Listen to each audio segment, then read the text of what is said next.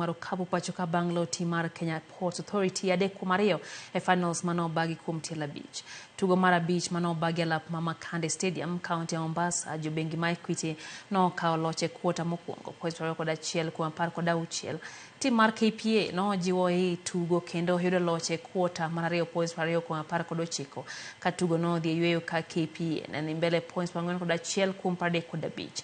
Bangjo tugo wuoyo uoke yueyo bengi Equity no kao loche quarter maradek points par koda uchiel kwa par koda rio. Eka KPA no loko loche quarter marangwen points paro koda uchiel kum prario. Tugo no rumo ka timbe ariyo goromre mano otero tugo e dai kama momedi. Gikone to Equity Hawks no yudo loch mar points paro koda uchiel kum prabiro koda angwen. Timbe goduto biro ting'o nyinga Kenya e tuke mag Afro Basket Zone 5 League giko higani.